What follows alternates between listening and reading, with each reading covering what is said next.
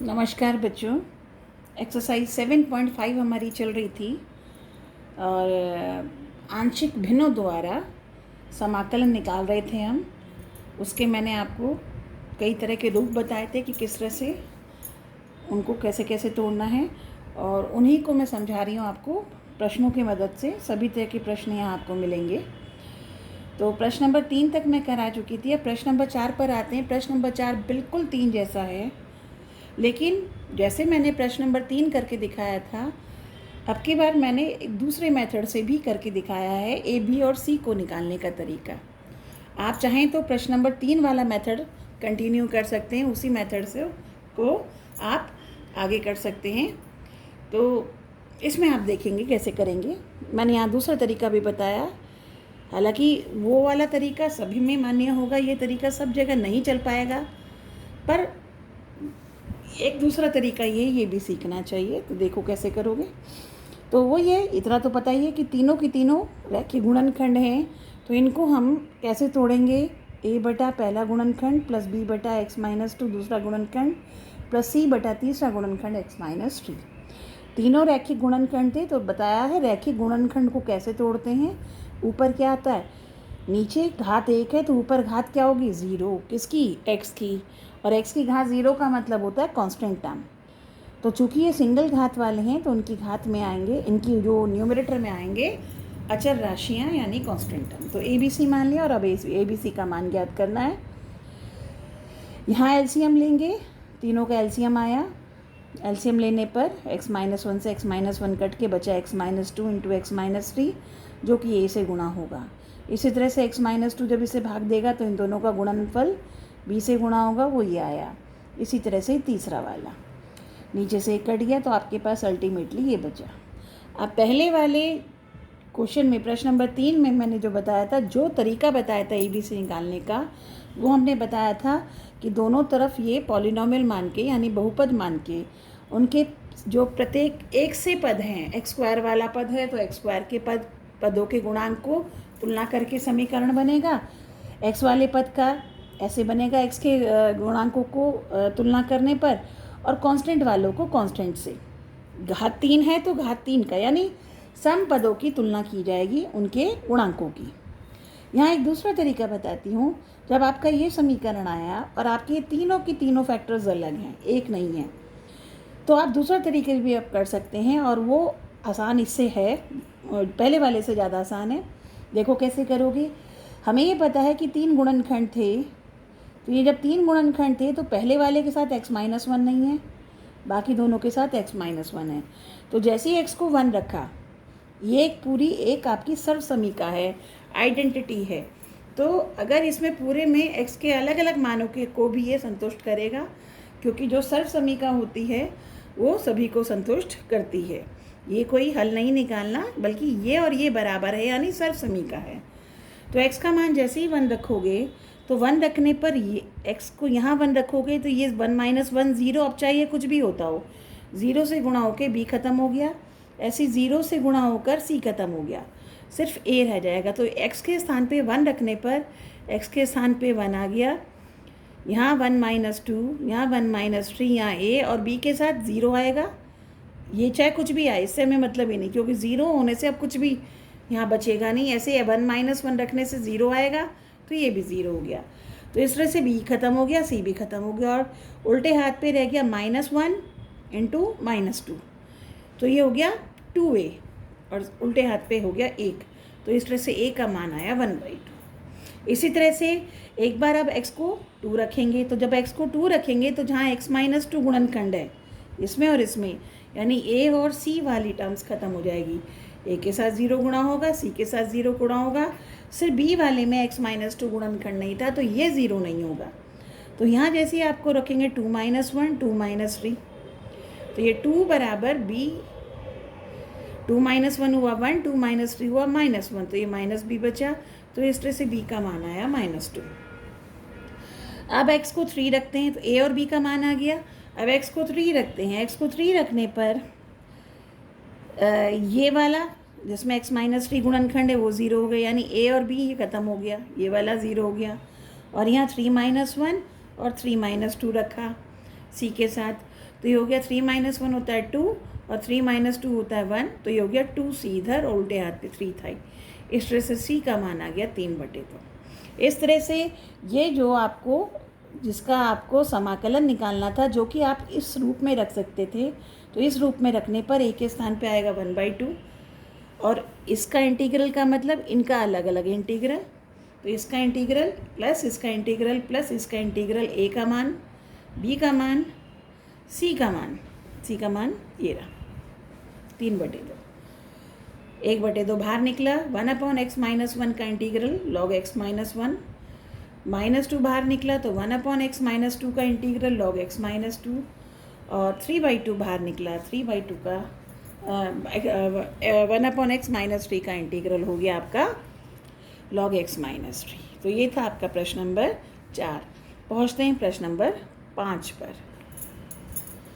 प्रश्न नंबर 5 है 2x/x² + 3x + 2। इस क्वेश्चन को करने के 2 तरीके थे, अभी पीछे भी करके आए हो आप ये। तो एक तरीका तो एक्सरसाइज 7.4 की तरह से भी हो सकता है। ये वाला तरीका मैं आपको बता रही हूँ चूँकि ये इस चैप्टर में है। ये है आपका आंशिक भिन्नों द्वारा, और यही क्वेश्चन ठीक पिछले एक्सरसाइज में भी करके आए थे, दोनों को अभी डिस्कस करती हूँ। तो पहले आंशिक भिन्न से इसके पहले गुणनखंड करें बीच वाली टर्म को तोड़कर, तो ये x + 2 × x + 1 हुआ। तो इस तरह से 2x/x² + 3x + 2 एक्चुअली हो गया 2x/x + 2 × x + 1। दोनों की दोनों रैखिक गुणनखंड है और 2 ही गुणनखंड हैं, तो किस तरह से टूटेगा a/x + 2 + b/x + 1, इसे हमने मान लिया। अब इसे हमें सॉल्व करना है इस पूरे को, ताकि a और b का मान निकाल सके। तो हमने ये एलसीएम लिया इधर x + 2 x + 1, तो ये आया a × x + 1 + b × x + 2। ये कट गया, तो अब हमारे पास बचा 2x = a × x + 1 + b × x + 2। अब यहाँ वही दूसरे वाले तरीके से कर रही हूँ जो मैंने अभी प्रश्न नंबर 4 में डिस्कस किया था। x को -1 रखा, x को क्या रखा -1 रखा पूरे समीकरण में। तो ये इसलिए रखा जानबूझकर ताकि जहाँ x + 1 0 कब बनेगा, x को -1 रखने पर। तो इस तरह से x को -1 रखने पर ये 0 हो गया तो a ख़त्म हो जाएगा, ये 0 नहीं होगा तो b बना रहेगा। तो x को -1 रखते -2 = 0a + b -1 + 2, तो ये बचा 1, तो b का मान आ गया -2। इसी तरह से अब की बार इसे 0 बनाऊंगी b को, तो x + 2 को 0 यानी x को -2 रखने पर ये ख़त्म हो जाएगा। तो यहाँ -2 रखा x की जगह, तो 2 × -2 - 4 a × -2 + 1, ये ख़त्म हो गया। इसे लिखो या ना लिखो एक ही बात है, -2 + 2 ये ख़त्म हो गया। ये बचा माइनस से बराबर -4, तो a का मान आया 4। तो इस तरह से ये वाला यानी जो इस रूप में कन्वर्ट हुआ था लिखा जा सकता है, इसका इंटीग्रल मतलब इसका इंटीग्रल प्लस इसका इंटीग्रल, और a की जगह 4 और b की जगह -2, और ये बन गया 4 log x + 2 -2 log x + 1 + c। ये इस तरह से होगा। इसका दूसरा एक और तरीका था, हालांकि आंसर उसमें फ़र्क आएगा, लेकिन वो आंसर और ये आंसर भी सेम होगा। अगर यही काम हम एक्सरसाइज 7.4 की तरह करते तो इसका क्या मैंने बताया था, नीचे द्विघात बहुपद है, ऊपर आपका इससे कम घात का है, तो जो x है वो इसके डिफरेंशियल में, तो इसका डिफरेंशियल क्या होता है 2x + 3, तो इसको क्या करेंगे 2x x² + 3x + 2 था, तो नीचे वाले का डिफरेंशियल है 2x + 3, 2x बनाया तो +3 - 3 डाला, अलग अलग कर दिया।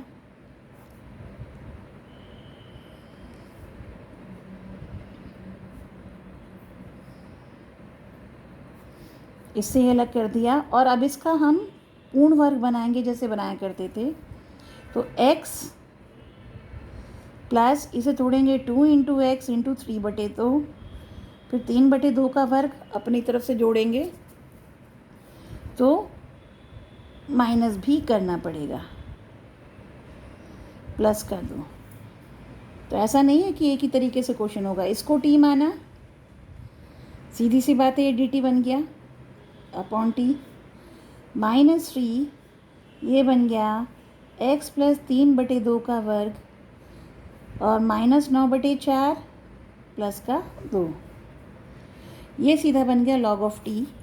log ऑफ t का मतलब ये पूरा x² प्लस 3x प्लस 2 -3, और ये बन गया dx अपॉन x प्लस 3/2 का होल स्क्वायर और 4 दूनी 8, ये बचा -1/4। इसको फिर अभी आंसर में यहाँ यहीं छोड़ेंगे अगर इसका आंसर पूछा जाता है, लेकिन आपका ये कहना, अगर आप ये मानते हैं कि क्या ये वाला आंसर और ये आंसर सेम है, तो यहाँ से इस आंसर पे पहुँचा जा सकता है। कैसे? इसके गुणनखंड किए, अभी किए थे हमने x plus 2 into x plus 1, इसे गुणनखंड उसमें लिख लिया, और इसका इंटीग्रल लेने के लिए हम लिख रहे हैं x प्लस 3/2 का वर्ग, और ये बन गया 1/2 का वर्ग। और अब सूत्र लगाइए, क्या कौन से वाला? 1/x² माइनस a² का, जो कि सूत्र होता है x minus a upon x plus a। तो ये हो गया लॉग ऑफ, इसे लिख सकते हैं log m into log n का सूत्र लगाएं तो log x plus 2 plus log x plus 1। चूँकि आपको आंसर बताना है और आपको सिद्ध नहीं करना, तो आप इसको इसी रूप में छोड़ते आंसर और इसको सॉल्व करते। लेकिन अभी सिर्फ मैं इसको ये सॉल्व इसलिए करके दिखा रही हूँ कि इस आंसर में और उस आंसर में कोई फ़र्क नहीं है। क्यों फ़र्क नहीं है अभी आप देखेंगे। तो इसमें हमने सूत्र लगाया 1/2a, तो 2 और a कितना है? 1/2 log of x plus 3/2 minus 1/2 x plus 3/2 plus 1/2। ये सूत्र लगाया हमने, कौन से वाला? 1/x² माइनस a² बराबर 1/2a log of x minus a upon x plus a, पिछली एक्सरसाइज का जो हम कर रहे हैं। तो ये हुआ log of x plus 2 plus log of x plus 1, ये दोनों कट गए, -3, और ये बना 3/2 माइनस 1/2, कितना हुआ? 2/2 यानी 1। तो ये हो गया ऊपर तो x प्लस 1 और नीचे हुआ 3/2 प्लस 1/2 यानी 4/2 यानी x प्लस 2। तो अब इसमें सूत्र लगाएंगे लॉग m बटे लॉग n का,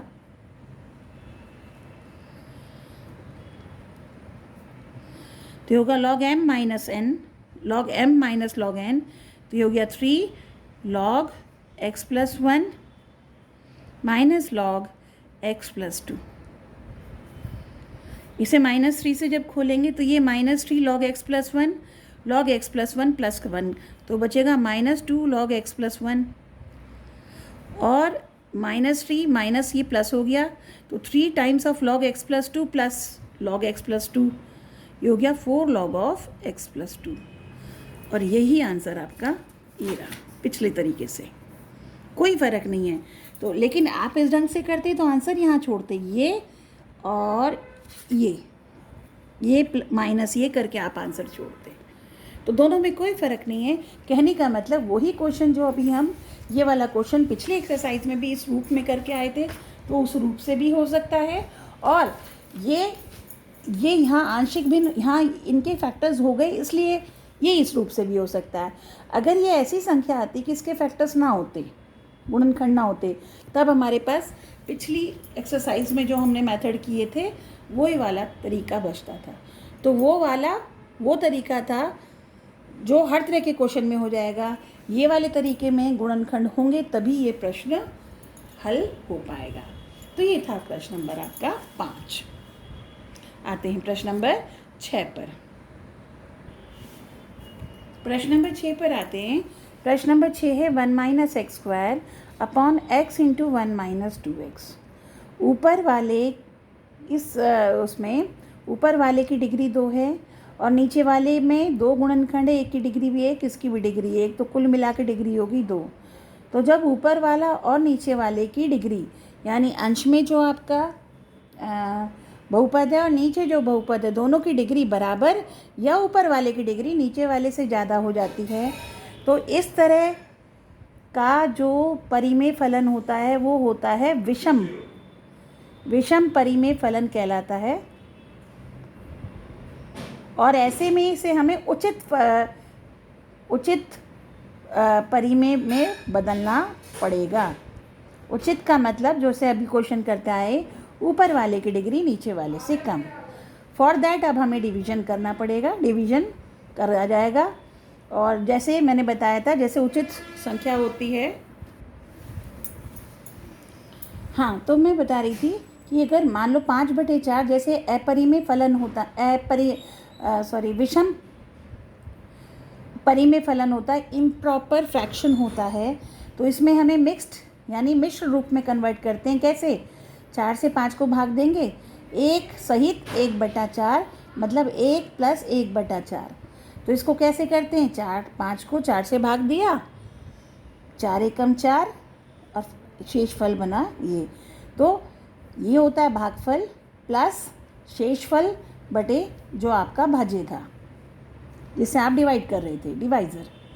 तो यही चीज़ यहाँ है, ये हुआ डिवाइज़र। अच्छा, इसको मैंने क्या किया, दोनों माइनस माइनस के थे तो माइनस कॉमन निकाल कर जो हायर डिग्री पहले ले ली। आप डायरेक्ट भी कर सकते हैं, लेकिन डिवीजन में हम जब भी करते हैं, डिवीजन में पहले हायर डिग्री रखते हैं, बाद में लोअर डिग्री। तो अगर माइनस भी होता है तो ये -2x² प्लस, अगर ये वाला ही रखते पहले -2x² यानी x² वाला पद रखना होता है, बाद में उससे कम घात का पद। इसी तरह से ऊपर भी हमें डिक्रीजिंग ऑर्डर में। तो हमने इंक्रीजिंग में लाने के लिए माइनस दोनों से कॉमन ले लिया था, तो दोनों इस फॉर्म में आ गए। तो अब हमने इसको भाग दिया, तो ये था 2x² और भाग देना था x² - 1 को। तो भाग देने का तरीका क्या होता है कि 2x² ये है, 2x² को किससे गुणा करें कि वो x² आ जाए। तो 2x² को 1/2 से गुणा किया, जब 2x² गुणा 1/2 होगा तब ये बचेगा x²। पर साथ साथ ये इससे भी गुणा होगा तो -1/2x यहाँ आ गया। चूँकि ये x वाला पद नहीं था तो इसको अलग लिख लिया। अब जब इसे माइनस करेंगे तो ये माइनस हुआ, कट गया, ये माइनस वाला प्लस का हो गया, तो ये बचा x/2 प्लस का और ये -1। चूँकि अब इसकी डिग्री 1 है और इसकी डिग्री 2 है तो इसकी घात इससे कम हो गई, तो अब ये इसको भाग नहीं दे सकता। तो इस तरह से ये कहलाएगा आपका शेषफल और ये है आपका भागफल। तो अब किस तरह से ये वाली संख्या किस तरह से कन्वर्ट की जाएगी कि ये होता है भागफल, जैसे हमने यहाँ बताया था, भागफल प्लस शेषफल बटे भाज्य यानी डिवाइज़र। तो 2x² - x आपका डिवाइज़र, ये शेषफल x/2 - 1 और ये आपका भागफल यानी 1/2। तो कुल मिलाकर ये जो आपका एक विषम परिमेय फलन था वो कन्वर्ट हो गया मिश्र रूप में, यानी भागफल प्लस अब जो भिन्न बचा या परिमेय संख्या बची वो उचित परिमेय संख्या हो गई, यानी अब इसकी डिग्री इससे कम हो गई। याद रखिए, पार्शियल फ्रैक्शन यानी आंशिक भिन्न तभी कर सकते हैं जब ऊपर वाले की डिग्री नीचे वाले से कम हो। तो जब भी कोई क्वेश्चन आपके पास आएगा, सबसे पहला काम होता है कि डिग्री चेक करना, ऊपर वाले की डिग्री हर हालत में नीचे वाले से कम होनी चाहिए, अगर नहीं है तो उसे कम बनाओगे। तो इस तरह से इसको हमने ऐसे लिख दिया। इसका मतलब अब इसका इंटीग्रल हम जो कर रहे थे, यानी इसका इंटीग्रल प्लस इसका इंटीग्रल, तो वही काम हमने किया है। इसका इंटीग्रल बराबर इसका इंटीग्रल प्लस इसका इंटीग्रल। इसका इंटीग्रल डायरेक्ट निकल जाएगा। अब इसको हमने क्या किया था, यहाँ x - 2 ले लिया और ये 2 बाहर आ गया, तो 1/2 बाहर, x - 2 ऊपर, नीचे x × 2x - 1। अब ये वाला जो है इसका पार्शियल फ्रैक्शन यानी आंशिक भिन्न करने होंगे, तो सिर्फ इतना वाला पोर्शन को हम आंशिक भिन्न कर रहे हैं। इसे यहीं छोड़कर क्वेश्चन को समीकरण 1 मानते हुए यहीं छोड़ दिया और इसको हमने लिख लिया, ये वाला पोर्शन जो अंदर का है a/x + b/2x - 1। यानी इसको, ये 2 गुणनखंड नीचे हैं, तो चूँकि ये दोनों गुणनखंड की 1-1 डिग्री के हैं, तो जब 1-1 डिग्री के होते हैं तो ऊपर सिर्फ क्या मानते हैं, कांस्टेंट मानते हैं। तो इस तरह से ये a/x + b/2x - 1 के फॉर्म में लिखा। इन दोनों का एलसीएम लिया, नीचे से नीचे एलसीएम कट गया, इसीलिए मैंने दोबारा लिखा नहीं। तो a × 2x - 1 + b × x x into 2x-1 सीधे हाथ पे आता, उल्टे हाथ पे ये आता, नीचे वाला कट के ऊपर ये बच गया आपके पास। अब इसमें a और b का मान निकालना है, तो अगर मैं x को 0 रखूं ताकि मेरा b खत्म हो जाए, तो उस पूरे समीकरण में जब x को 0 रखा तो उल्टे हाथ पे -2, ये हो गया 0, 2 इंटू 0 0, -1 0, -1 कितना बचा -1, -1 इंटू a बचा -a प्लस b इंटू 0, तो इस तरह से -a बराबर -2, तो a का मान कितना आ गया 2। फिर अब की बार a को 0 बनाना था तो 2x-1 को 0 बनाना था ताकि a ख़त्म हो जाए, यानी 2x किसके बराबर होना चाहिए था 1 के, यानी x किसके बराबर होना चाहिए था 1/2। तो यानी x को इस पूरे समीकरण में x को 1/2 रखा, तो x को 1/2 -2 बराबर a, 2 गुणा 1/2 -1 b गुणा 1/2। ये 0 हो ही गया, 2 से 2 कट के 1 -1 0, तो a को ख़त्म करना ही था, इसीलिए हमने ये किया था। और -2 में से 1/2 गया तो -3/2 बचा आपका, और ये b/2, 2 से 2 कट गया, b का मान आया -3। तो अब इस तरह से ये वाला जो बन गया 1/2 dx plus 1/2 2/x dx plus -3/2x-1 dx, एक इसका 1/2 बाहर आ गया, 1 dx रह गया, 1 dx को का जो होगा x आएगा इंटीग्रल, प्लस ये 1/2, 2 बाहर आया, 1/x का log x, यहाँ से -3 बाहर आया। अब ये 1/2x-1 है, इसको जब करेंगे तो 2x-1 को t मान के, तो 2 dx किसके बराबर dt के, तो dx बराबर dt/2 के, तो ये बन जाएगा -3 तो बाहर हो गया था, dt/2, तो 2 भी बाहर आ गया, बटा t, और फिर 1/t का log ऑफ t। ये आपका आ गया प्रश्न नंबर 6।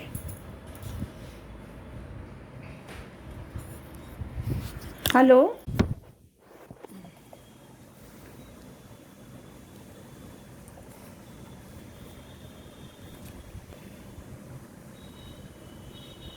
प्रश्न नंबर 7 कर रहे हैं। प्रश्न नंबर 7 है आपका x/x² + 1x-1। अब की बार इसके गुणनखंड संभव नहीं है। सबसे पहला तो काम यही है, चेक करना है कि ऊपर की डिग्री नीचे की डिग्री को आपको चेक करना है। ऊपर की डिग्री 1, नीचे की डिग्री 2 और 1, 2 + 1 यानी डिग्री है 3। तो ऊपर की डिग्री नीचे की डिग्री यानी ऊपर की घात नीचे की घात से कम है, तो यह एक उचित परिमेय फलन है, और यस अब इसको हम डायरेक्ट कर सकते हैं। तो अब इसके फर्दर गुणनखंड संभव नहीं है, तो ये वाला जो गुणनखंड है कौन सी डिग्री का है, 2 का। तो जब 2 डिग्री का गुणनखंड है तो इसके ऊपर जो अंश आ सकता है वो उससे एक कम आएगा, एक कम डिग्री का आएगा, यानी डिग्री 1, यानी x वाला पद इसमें सम्मिलित होगा। जबकि इस वाले में x में डिग्री 1 है, तो ऊपर 1 से कम डिग्री यानी x 0 डिग्री वाला यानी कांस्टेंट पद ऊपर आएगा। तो वही आपको समझना है कि जब 2 डिग्री का बैठेगा तो ऊपर x इंट्रोड्यूस करना है, तो एक पद x का होगा, एक कांस्टेंट होगा। हो सकता है इसमें b 0 हो, लेकिन a 0 नहीं हो सकता। हो सकता है a भी 0 हो, लेकिन कहने का मतलब ये है कि हो भी सकता है, नहीं भी हो सकता। तो हम दोनों संभावना लेके चलेंगे। और फिर चूँकि इसमें x का पद नहीं हो सकता क्योंकि नीचे डिग्री 1 की है, तो प्रॉपर फ्रैक्शन के लिए नीचे की डिग्री ज़्यादा होनी चाहिए ऊपर की डिग्री से। तो इस तरह से ये जो था इसको हम इस रूप में तोड़ सकते हैं। अब हमने इसको इस रूप में तोड़ लिया, तो अब हमारा काम है a, b और c को ज्ञात करना। फिर उसी तरह से एलसीएम लिया, ये इससे गुणा हुआ, ये इससे गुणा हुआ, नीचे वाला कट गया, तो आपके पास कुल बचा x बराबर ax + b into x-1 plus c into x² + 1। ये समीकरण बचा। इस समीकरण में आपको x का a का मान, b का मान, c का मान निकालना है। एक तरीका वही है कि इन्हें खोलो, x² के गुणांकों को कंपेयर करो, फिर x के गुणांक को, फिर कांस्टेंट को। 3 संख्याएं हैं, 3 आपकी समीकरण बनेंगे। मैं यहाँ दूसरा वाला मेथड अपना रही हूँ। ये चूँकि आइडेंटिटी है, सरसमी है, तो x के हर एक मानों के लिए संतुष्ट करेगी। तो मैं x को चुन कर ऐसे मान रखने की कोशिश करूँगी ताकि एट अ टाइम कोई गुणनखंड 0 बन जाए और उससे बाकी संख्याएं एक एक चर राशि में वो रह जाए। तो अब हम क्या करते हैं, x को मैंने 1 रखा, क्यों रखा, क्योंकि x माइनस 1 इस पूरे से गुणा हो रहा है, तो ये पूरा ख़त्म हो जाएगा, c का मान यहाँ से निकल जाएगा। तो x को 1 रखने पर 1 माइनस 1 0 हुआ और ये इस पूरे से गुणा हुआ। यहाँ x को 1 रखा, यहाँ x को 1 रखा, x का स्क्वायर 1 + 1 यानी 2, तो 2c बराबर 1 आ गया, तो c का मान आ गया 1/2, c का मान निकल गया। अब आते हैं, अब मैंने क्या किया, x को 0 रखा, आप चाहो तो कोई और भी मान रख सकते हैं, फिर आपके ABC में समीकरण प्राप्त होंगे। तो कम से कम 3 समीकरण आपको बनाने पड़ेंगे और फिर इन 3 समीकरण की सहायता से आप प्रश्नों को हल करेंगे, मतलब ABC का मान निकालेंगे। तो खैर मैंने x को 0 रखने पर ये 0 हो गया, plus b 0 minus 1 c into 0 का स्क्वायर प्लस 1, तो a तो ख़त्म हो गया, ये -1 था, -1 इंटू b बचा -b और ये बचा c, 1 इंटू सी, और c का मान मैंने ऊपर से रख दिया 1/2, चूँकि c निकाल चुके थे। तो इस तरह से -b + ½ बराबर 0, तो b का मान आ गया 1/2, तो इस तरह से b का मान रख दिया। अब रह गया हमारे पास a, तो अब चूँकि एक b को और इनको किसी और को 0 नहीं बनाया जा पा रहा था, क्योंकि अगर b को 0 बनाएं तो ये भी 0 हो जाता। अब हमने x को अपनी तरफ से कोई भी मान रख लिया, आप कुछ भी रख सकते हैं, -1 -2 2, हम आसान रखते हैं ताकि हमारी कैलकुलेशन कम से कम हो। तो मैंने अब की बार x को क्या रख लिया, 2 रख लिया, x की जगह 2 रखा, बराबर 2a + b 2 - 1 + c 2 का वर्ग + 1। आप देख रहे हैं इस समीकरण में कहीं कोई भी 0 नहीं बन पा रहा, तो पूरा समीकरण ABC में प्राप्त हो रहा है। पर चूंकि हम C और B का मान पहले ही निकाल चुके थे, तो हमने B और C का मान यहाँ रखकर अब पूरा समीकरण में सिर्फ A का मान निकालना बचेगा। तो ऐसा ज़रूरी नहीं है कि आप इस तरह का ही मान रखें, पर इनसे हमारी कैलकुलेशन जल्दी हो जाती है, आसान हो जाती है। अगर आप 1 0 ना रख के कुछ और रखते, तो जिस तरह से ये समीकरण प्राप्त हुआ था उसी तरह से 2 और समीकरण प्राप्त होते, फिर हम 3 समीकरणों की सहायता से ABC का मान ज्ञात करते।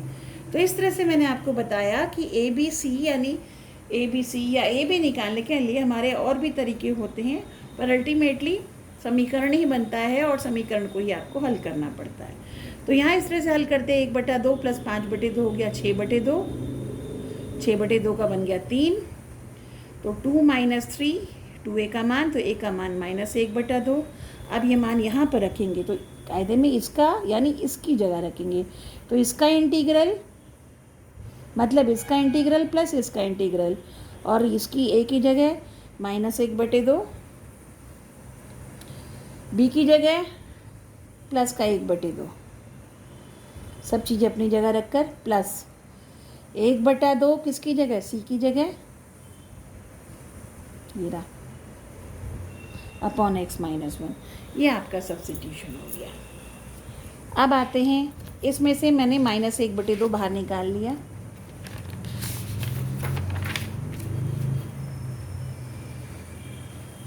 -1/2 बाहर निकला, यहाँ पर क्या बचा, x - 1,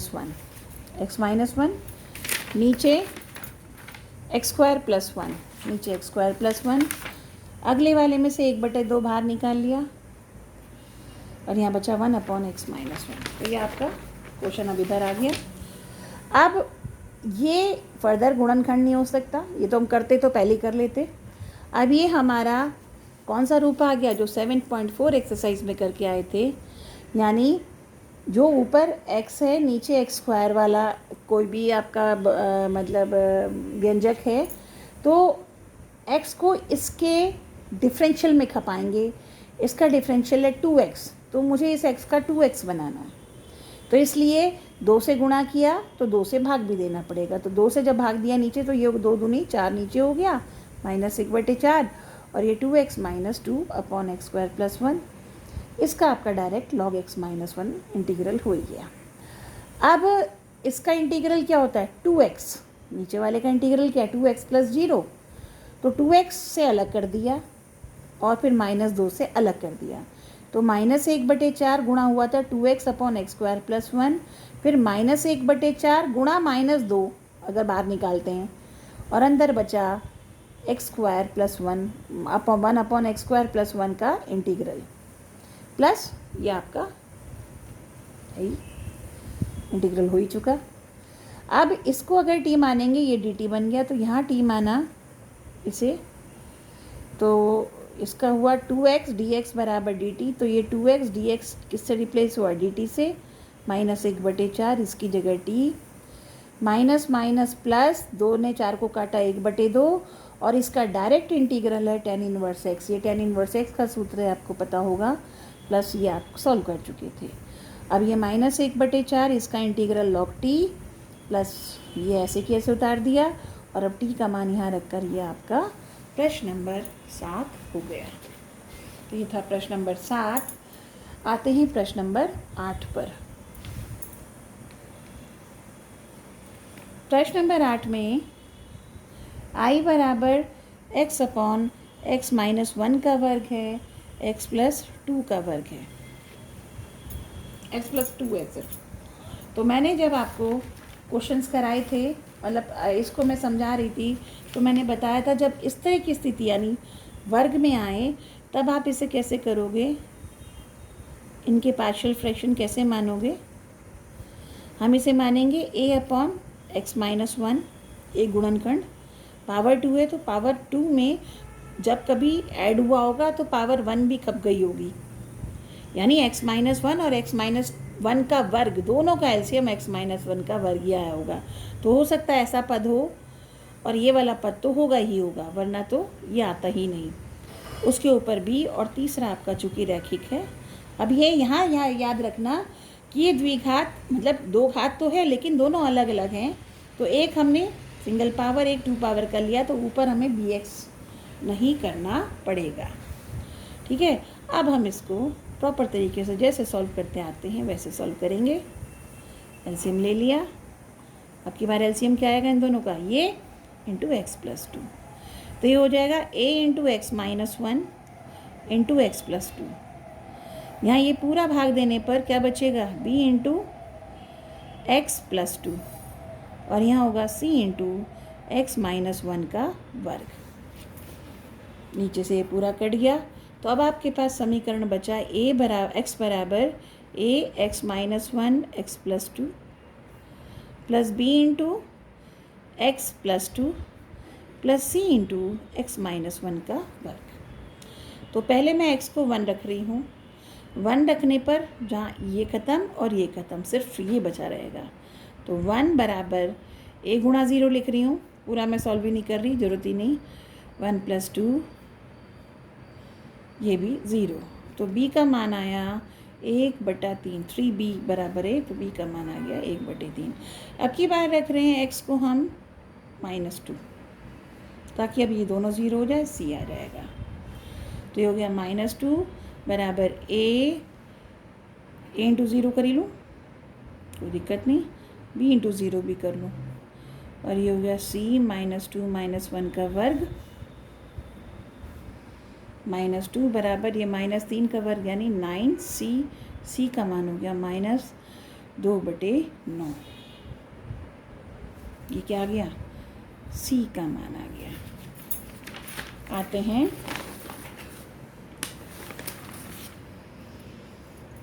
अब चाहिए हमें तीसरे का मान।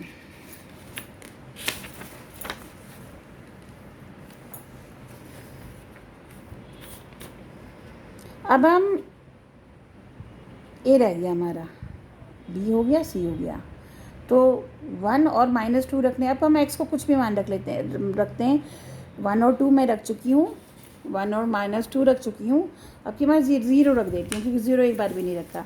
तो x बराबर 0 रखने पर, यहाँ पर x बराबर 0 रखेंगे तो कितना आएगा, 0 बराबर a 0 minus 1 into 0 plus 2 plus b 0 plus 2 plus c 0 minus 1। तो ये हमने यहाँ रख दिया। 0 बराबर -1 into +2 -2a plus 2b plus c, क्योंकि -1 का वर्ग हो गया 1 हो गया। अब b का मान 1/2 और c का मान -2/2 2/9। b का मान 1/3, c का मान -2/9। तो हो गया 0 बराबर -2a प्लस 2/3 -2/9, 0 बराबर -2a 9 एलसीएम 3 तिया 9 3 दूनी 6 -2, तो 2a बराबर 4/9, a का मान 2/9। तो इस तरह से अब ये जो आपका था i जो था ये हो गया इसकी जगह इंटीग्रल a की जगह 2/9 बटे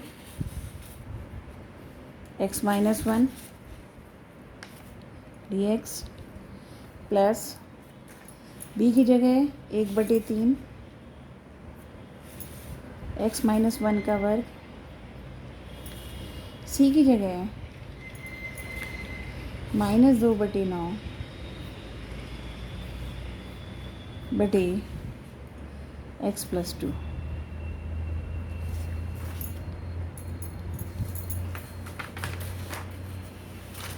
ये आपको अच्छे से समझ आ गया होगा। ये हो गया 2/9 1/x-1 1/3। अब यहाँ घात -2 है नीचे, मतलब +2 है सॉरी, और ये 2/9 बाहर निकला dx/x+2। यहाँ पर मैं x-1 को t मानती हूँ इस वाले के लिए, इसमें नहीं, ये तो डायरेक्ट फॉर्मूले बन रहे हैं। तो dx बराबर dt हो गया। तो इस तरह से i हो गया 2/9 log of x-1 1/3 1/t² dt 2/9 log of x+2 2/9 log of x-1 plus t की घात -2 -2 का होगा -2 + 1 upon -2 + 1 -2/9 log of x+2 plus c 2/9 log of x-1। ये -1 बचा तो -1/3 और ये x t की घात -1 यानी 1/t, और t की वैल्यू वापस x-1 रखिए, आपका ये उत्तर आ गया। तो ये आपके हुए प्रश्न नंबर कहाँ तक, प्रश्न नंबर ये कौन सा था आपका, प्रश्न नंबर 8 तक। ये 8 तक के क्वेश्चन हो गए। अगले वीडियो में आपको आगे के क्वेश्चंस कराऊंगी, इसमें टाइम लगेगा थोड़ा समझाने में। Thank you.